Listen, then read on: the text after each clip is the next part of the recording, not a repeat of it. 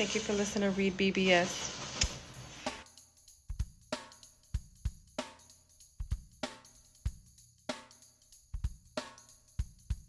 REED-BBS, BBS.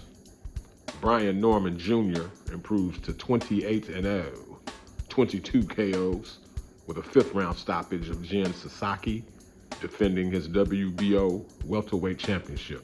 I've said it once, I've said it 1,000 times. Some fights predict themselves, and Norman versus Sasaki was such. There was a Brian Norman versus Jin Sasaki thread on FightBeat.com. Can you step to this? Where I said the following. Sasaki sucks. I saw him on the Naoya Inoue Ye-Jun Kim undercard. I get the appeal of a Japanese welterweight, but this should be an easy overseas lick for Norman Jr. I don't even think much of Norman beyond his interviews, yet he should stop Sasaki in 5 or less. 5 or less. Jin Sasaki was tough, brave, confident, and he came out fighting like a man that was not convinced Brian Norman Jr. was superior to him. Maybe 30, maybe 35 seconds into the fight, Sasaki extended his right hand, he throws a right, boom, pull counter left hand, dropped him. 30, 35 seconds into the fight. Several seconds after that, Sasaki fires a left hand, boom, he's countered and dropped with a right hand. Upon further review, it was a counter left-right. Sasaki fired a left hand and a counter left-right, dropped him for the second time in the very first round. Long story short, you reach, Norman teach.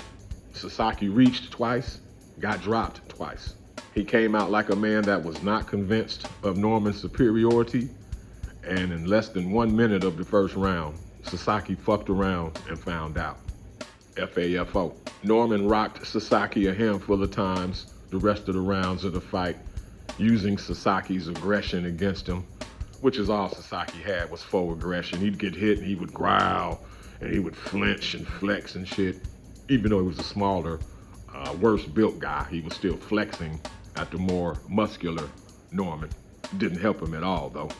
Finally in the 5th round, Norman stabbed Sasaki to the body.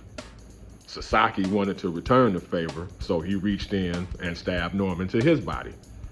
Soon as he stabbed, he pulls back, boom, gets knocked the fuck out by a hard sweeping left hook. Down for the count. Oh, you want to stab me to the body? I'm gonna stab you to the body.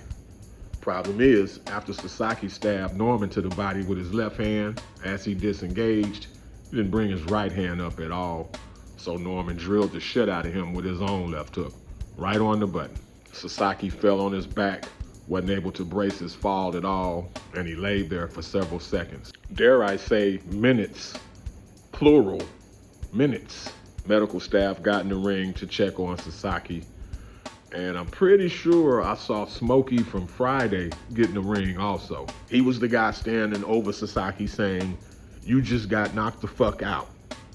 Fresh off an impressive one-punch knockout in another man's home country, Brian Norman was definitely feeling himself afterwards. Norman's fellow welterweight champion, Jaron Boots Ennis, who's already announced he's moving up to 154, he caught a stray from Norman after the fact. Mind you, Norman already turned down a career-high payday late last year to Unify against Jaron Boots Ennis. Nonetheless, chest all puffed out, Norman said, and I quote, "They heard the B-Norm storm was coming.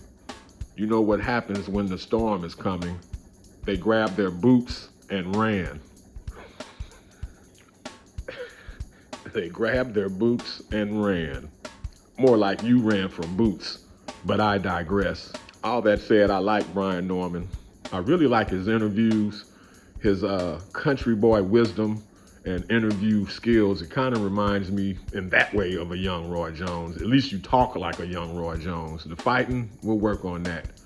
But with Boots leaving the division, it just might be Brian Norman's division at this point. Subscribe, comment, remember sharing is caring. Love tap and or bitch slap that like button for your boy. And shout out to the homies at FightBeat.com. REED-BBS, BBS. Black Burke Sugar. bachelor's in boxing studies. Televisión, Fred Sanford of the Fistic Arts. When all is said and done, there's nothing left to say or do.